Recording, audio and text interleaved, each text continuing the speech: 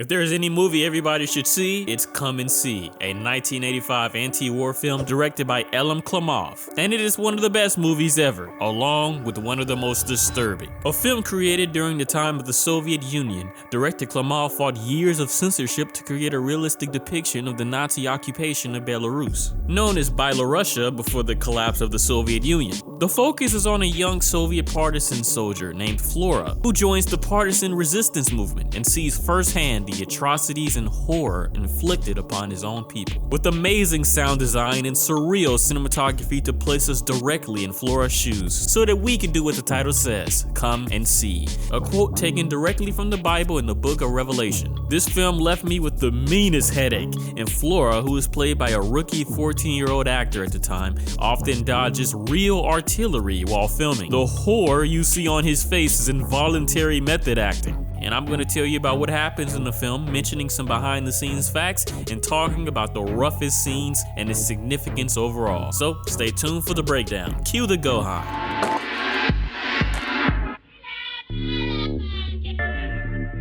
An old man hounds two youth who are hiding from him. Once he rides away, one of the boys makes fun of the old man, sounding like someone who needs a voice prosthesis. The year is 1943 in the Soviet Republic of Byelorussia. Those meddling kids dig through a sandy war trench, hoping to find weapons that allow them to join the local Soviet partisan forces, a resistance movement fighting the invading Nazis. While hiding, the oldest boy finds an SVT-40 rifle, but a German surveillance plane sees the boys down there with weaponry, letting the Nazis know that this village could be trouble. The oldest boy is named Flora, and when his mother finds out his wishes to join the resistance army, she believes his actions will doom his entire village and his family. Go ahead and kill us now, why wait? Sometime later, two Soviet partisans come to recruit Flora to help fight the Nazis. These two baboons let Flora know that all will be okay, but Mom isn't convinced. The whole family cries hearing the idiot partisans reflect just how dangerous it will be for Flora. Mom fights to keep her son, but all she can do is make sure that Mary-Kate and Ashley can see their brother at least one last time. Flora takes a tour around the partisan camp that he will be staying at, clumsy ass boy. After a large group photo, Flora is put on duty being the lookout for the camp, but starts to feel neglected and jealous about not being a part of the main troops. This girl's stare kinda creeps me out. The partisans begin to march, leaving the camp, but Flora is ordered to stay behind, which disappoints him. Walking away crying, he steps on a nest full of eggs, almost like foreshadowing how quick and brutal that the Nazis will be. Flora hears that girl from before crying. Her name is Glasha, and both cry their asses off before evolving into laughter. And then she offends him, calling him the little soldier who got left behind, the soldier who won't last long at all. Are you good? Stop staring at me. Easiest first kiss I've ever seen. Suddenly, another spy plane drones above, but the two kids treat it like a joke and play around. But this spy plane wasn't just looking, it was dropping off paratroopers. The Nazis are dropping into the forest, and you can hear the bombs coursing through the air. Flora's hearing deafens, and we hear and see from his point of view. He calls out for Glasha and notices a soldier trying to get down the tree. Dazed, Glasha helps him escape from the camp and avoiding soldiers, even ducking from machine gun fire and escaping the roaming Nazis. The two sleep inside a small tent, cold and shivering, hoping to make it back to his home village. Then this nosy ass stork comes along. The white stork is the national bird of Belarus, and there are superstitions that a stork that is walking and not nesting is a sign that bad things will happen. Their smiles and laughter a prelude to what is to come. This damn stork again, we get it, bad things will happen, seek shelter already. The two return to Flora's village, but it's empty. Mom and his sisters are gone, taken from their homes where millions of flies live now, and the two eat food that was still warm. Broken, yet searching for any kind of hope, he figures his family in the village ran to a different area, but Glasha takes a look behind while running, seeing the entire village executed by the Nazis, but she's too distraught to tell Flora, and they both continue running. Flora crawls across a muddy bogland, begging to see his family again. Remind me to never get into a muddy bog ever. After suffering through that mud, which was the biggest fight of their lives, Glasha has a disturbing breakdown where she finally tells Flora that his family is dead, back at the village. So angry and hurt, he pushes Glasha into the lake, but then grabs her out.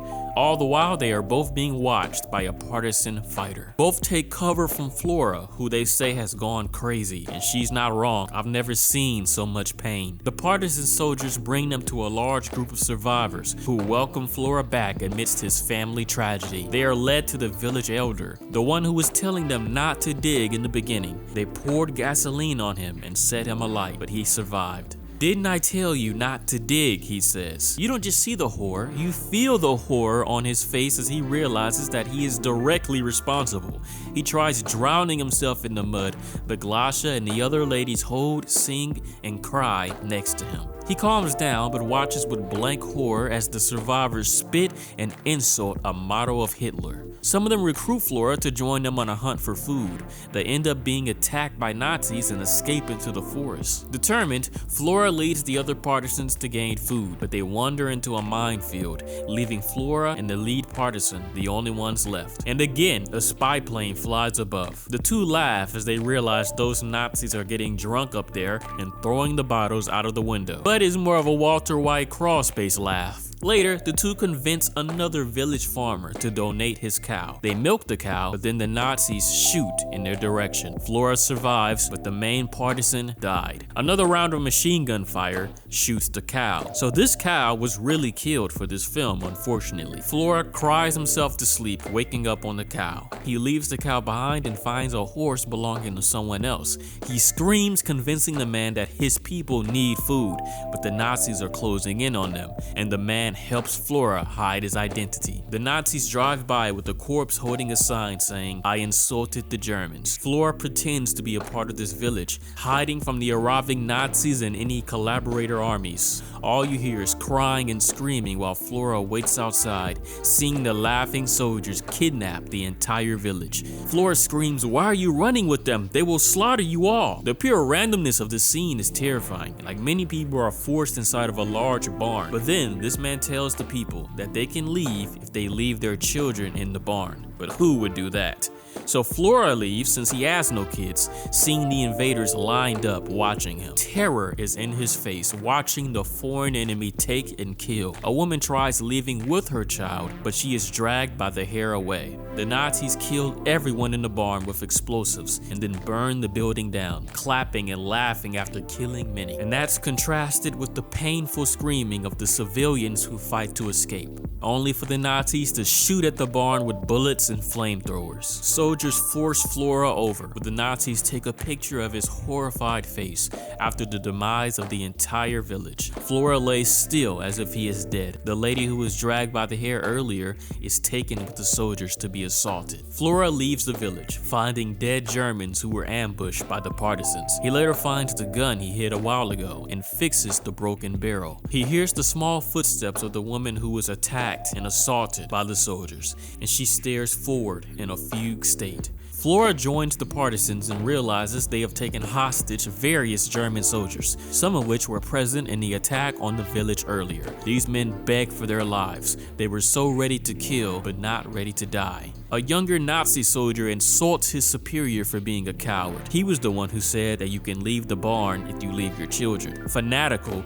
he says that not every race has the right to exist. You have no right to exist, and soon we will accomplish our mission. The partisans and survivors look on in disgust. Members of the Russian Liberation Army plead for their life, saying that they aren't Germans, calling for the death of the Germans that they just helped. They make this prisoner pour gasoline on the German soldiers, but before they can set it alight, the partisans execute the German soldiers and collaborators, sparing them a burning death. After, Flora turns around seeing a portrait of Adolf Hitler in a muddy puddle. He readies his weapon and shoots at the image, and footage of Hitler's life and the destruction he caused plays in reverse. Fast forwarding even more, showing the horror that happened and the applause he received for it. But after so many speeches, so many portraits, the young image of Adolf Hitler as a baby surprises Flora. He stops shooting at the portrait of Hitler, showing that he keeps his humanity even after all he's seen, and he will not be like the invading Nazis. The movie ends saying that 628 villages in Byelorussia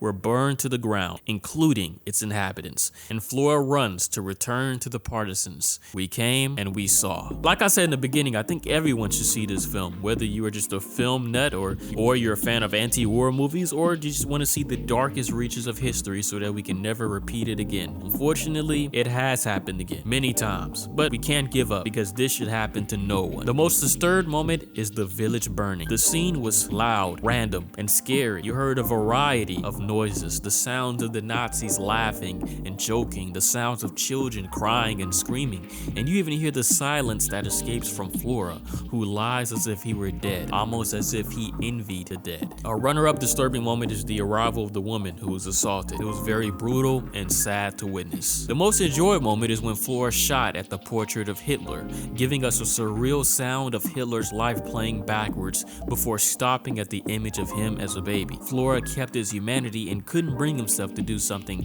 that the Nazis would have done. I enjoyed far more than that. I enjoyed being lost in this film. It felt like I was in the film with the sound design and the lack of over-the-shoulder shots. If you enjoyed this video, you enjoyed this one. I chose it specifically for you watching. Click the like button and subscribe to see more Spooky Rice videos. And try and be the best you can be and enjoy your life as much as you can. Thanks for watching. Spooky out.